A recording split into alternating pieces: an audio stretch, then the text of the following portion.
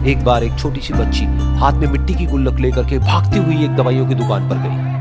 वो काफी देर तक वहां पर खड़ी रही, लेकिन दुकानदार का ध्यान उसकी तरफ नहीं गया, क्योंकि और भी बहुत सारे लोग खड़े हुए थे। उसने दुकानदार को कई बार बुलाया, लेकिन वहां पर भीड़ इतनी थी कि दुकानदार का ध्यान उसकी तरफ गया ही नहीं। और फिर उस बच्ची को थोड़ा सा गुस्सा आया, तो उसने अपनी मिट्टी की गुल्लक लेकर के वहीं काउंटर पर जोर से रख दी। जिसके बाद में जो दुकानदार था और जितने भी लोग खड़े थे वो सब उस बच्ची की तरफ देखने लगे। और फिर उस दुकानदार ने उस बच्ची से पूछा, बेटे आपको क्या चाहिए?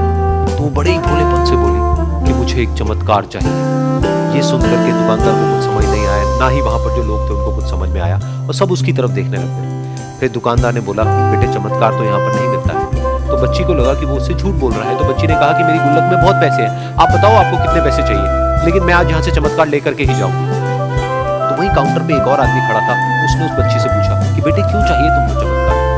तब उस बच्ची ने अपनी कहानी बताई कि अभी कुछ दिन पहले मेरे भाई के सर में बहुत तेज दर्द हुआ, तो मेरे पापा मम्मी उसको हॉस्पिटल ले गए। उसके बाद कई दिन तक मेरा भाई घर नहीं आया। तो मैंने कई बार अपने पापा से पूछा, लेकिन उन्होंने मुझे कुछ नहीं बताया। उन्होंने बार बार यही कहा कि वो आ जाएगा, वो कल आ जाएगा, वो कल आ जाएगा, लेकिन वो आ ही नहीं रहा।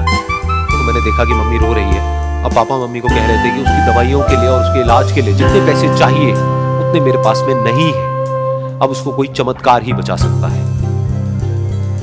तब मुझे लगा कि अगर मेरे पापा के पास में इतने पैसे नहीं भी हैं तो क्या हुआ, मेरे पास में तो है। तो मैंने जितने भी पैसे जोड़ रखे हैं वो सारे लेकर के मैं इस दवाई की दुकान पर। फिर उस आदमी ने उस बच्ची से पूछा, कितने पैसे हैं तुम्हारे पास में? ये सुनते ही उस बच्ची ने अपनी गुल्लक उठाई, जमीन पर फेंकी और तोड़ दी, और पैसे गिनने लग गई। बाकी सब लोग खड़े होकर के उसको देख रहे थे। थोड़ी देर बाद उसने सारे पैसे अपने हाथ में इकट्ठे किए और बोली, मेरे पास में पूरे 19 रुपए हैं। वो जो आदमी वहां पर खड़ा था वो थोड़ा सा मुस्कुराया और बोला कि अरे तुम्हारे पास में तो पूरे पैसे हैं, इतने का ही तो आता है चमत्कार। ये सुनकर के वो बच्ची बहुत खुश हो गई और बोली कि चलो मैं आपको अपने पापा से मिलवाती हूँ।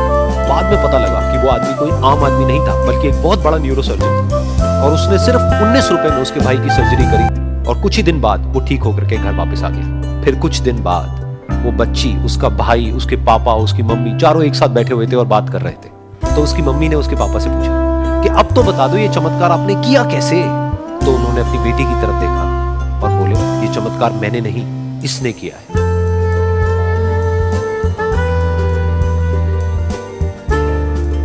तो यहां पर एक बहुत बड़ी बात है जो हम उस छोटी सी बच्ची से सीख सकते हैं कि जिंदगी में कभी कभी ऐसा होता है कि हमको कोई रास्ता नजर नहीं आ रहा होता है और हम लोग हिम्मत हार जाते हैं। तब हमारे अंदर एक बच्चा होता है जो कोशिश करने से कभी भी पीछे नहीं हटता। वो हार मानने को तैयार नहीं होता है, क्योंकि उसको ना शब्द समझ नहीं आता है।